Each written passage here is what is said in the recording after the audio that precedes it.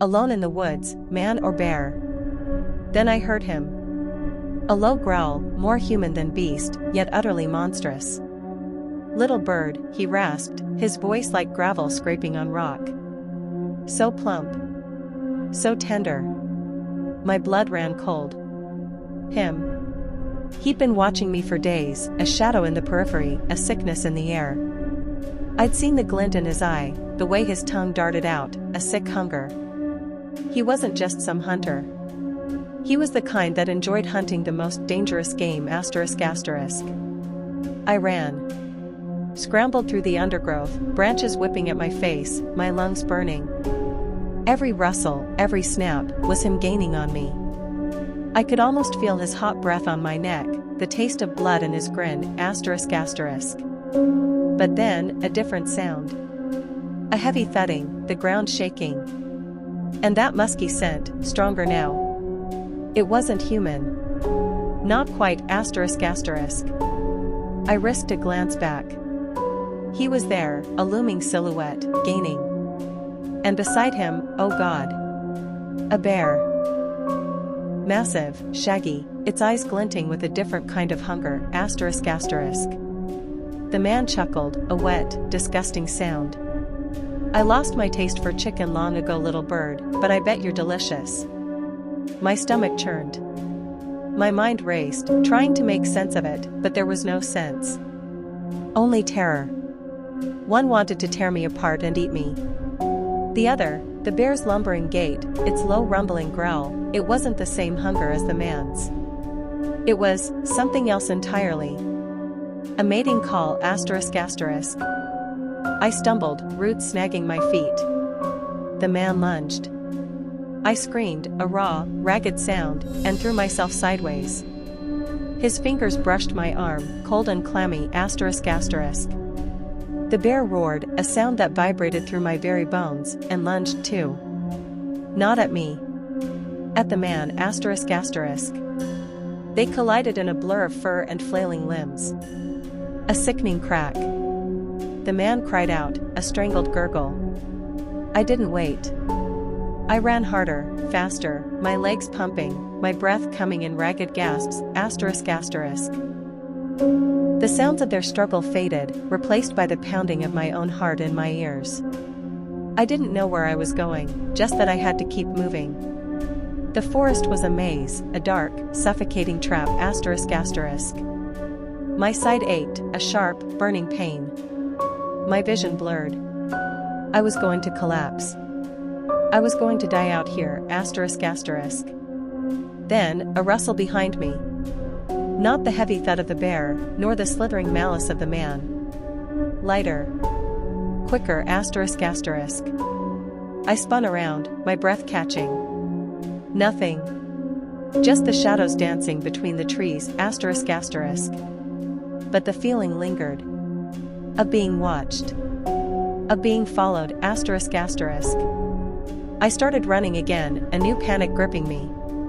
Was the man still alive? Was the bear? Or was it something else? Something the forest had conjured from my fear ***.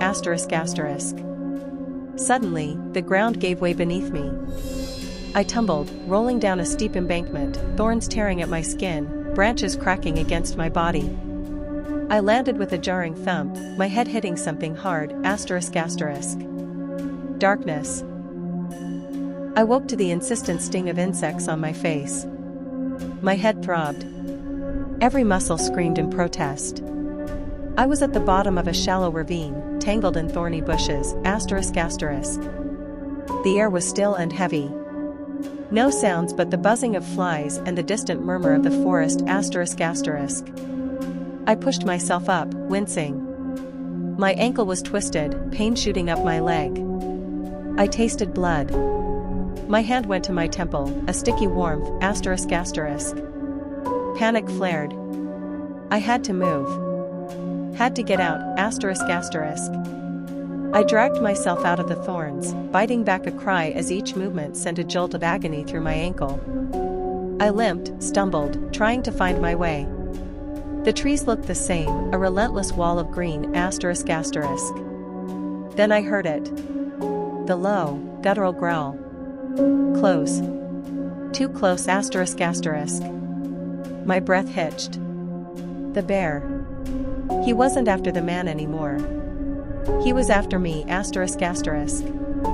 I could feel his presence, a heavy, oppressive weight in the air. He was circling. Playing with his food asterisk asterisk. And then I saw him. Through the dense foliage, a flash of dark fur.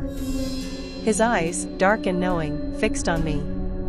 He was standing tall on his high legs, and between his legs something else was standing tall. Maybe being eaten alive wasn't so bad asterisk asterisk. I tried to move faster, but my ankle screamed.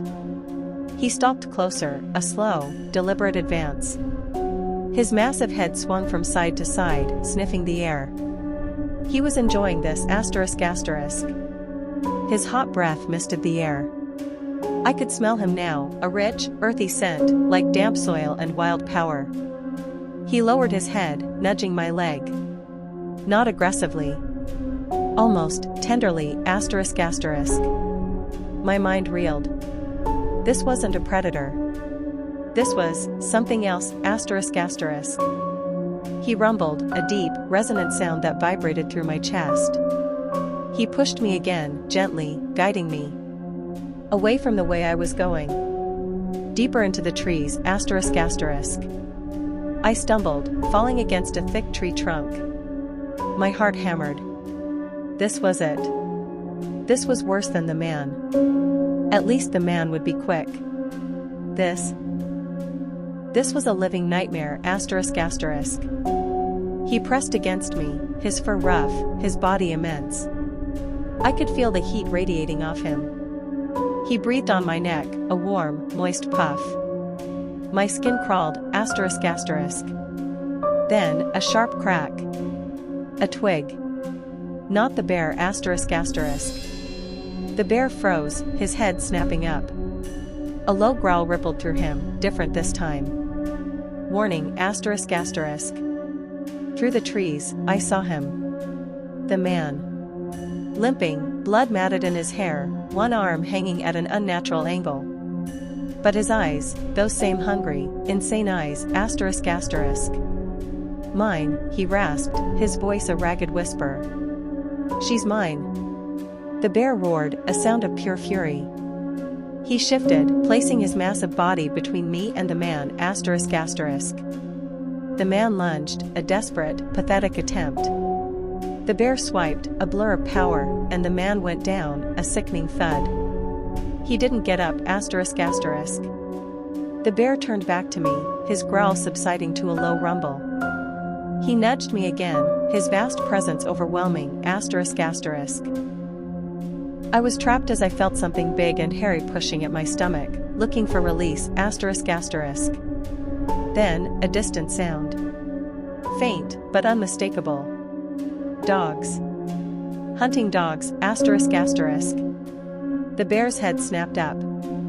His ears swiveled, listening. The rumble in his chest deepened, a worried sound now asterisk asterisk. He nudged me, harder this time, pushing me away from him. Away from where he was going. He was leaving asterisk asterisk. My mind was a jumble of terror and disbelief. He was letting me go asterisk asterisk.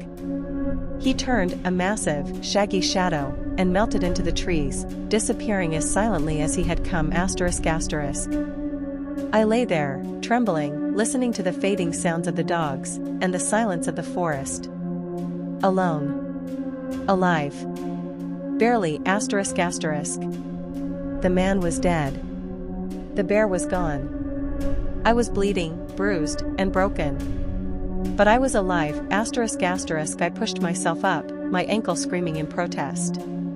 The world tilted, a nauseating swirl of green and shadow. I had to move. The dogs were getting closer, their baying a frantic, eager sound that promised a different kind of end. I stumbled in the opposite direction of the sound, away from the bear's path, away from the crumpled horror that was the man. My only thought was distance. Every step was fire, every breath a knife in my side. The forest, once a place of terror, now felt like a fragile shield. I clung to trees for support, my bloody hands leaving smears on the bark. The barking grew louder, more organized. A hunter's call, sharp and clear, cut through the air. They weren't just running, they were on a trail. My trail? The bears? The man's? I threw myself behind a fallen log, my heart a frantic drum against my ribs. Through a thicket of ferns, I saw them. 3 hounds, sleek and powerful, muscles coiling and uncoiling as they surged forward. And behind them, a man. Tall, with a rifle held with easy competence. He wasn't like the other. His eyes scanned the forest, not with hunger, but with a sharp, assessing focus. He saw the man's body. He stopped, holding up a fist. The dogs fell silent. He saw the blood on the leaves. My blood. His eyes followed the trail, leading right to me. He took a step forward, then paused, looking back at the mangled body. A conflict played out on his face. He knew something monstrous had happened here. Something that didn't fit the natural order. He called the dogs to his side, clipping leashes to their collars. "Easy now," he murmured, his voice a low, calming rumble. "Let's go." He gave one last, long look into the depths of the woods, right at the space where I was hiding. Did he see me? I'll never know. He turned and led the dogs away, their baying silenced. I waited until the sound of their footsteps faded completely, until the only sound was the frantic beating of my own heart. The hunter was gone. He had chosen to leave the mystery unsolved. I was truly alone. The adrenaline began to fade, leaving a cold, hollow exhaustion in its place. My injuries clamored for attention, a symphony of pain. I had to keep moving. I had to find water. Shelter. Using a branch as a crude crutch, I hobbled onward, guided by a sliver of setting sun through the canopy. The forest began to change, the trees thinning. And then I heard it, the blessed, gentle gurgle of a stream. I nearly wept. I collapsed at its bank, drinking until my stomach ached, washing the blood and grime from my face. The cold water was a baptism, shocking me back into my body. Night was falling fast, the air turning sharp and cold. I found a shallow recess under a large granite outcrop, barely more than a dent in the rock, and crawled inside. I pulled fallen leaves and branches around me, a pathetic barricade against the dark. The forest at night was alive with sounds, each one a fresh terror. Every snap of a twig was the man, limping back from the dead. Every rustle of leaves was the bear, returning to finish what he started. I shivered, not from the cold, but from a fear so deep it felt like a part of my bones. I saw his eyes in the dark. The man's insane hunger.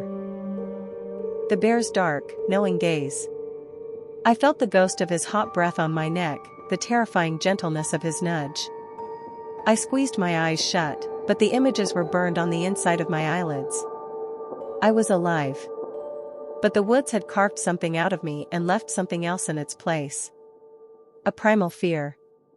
A deep, unsettling knowledge that the world was far stranger and more terrible than I had ever imagined. I curled into a tight ball, listening to the endless, whispering trees, and waited for a dawn I was no longer sure I wanted to see.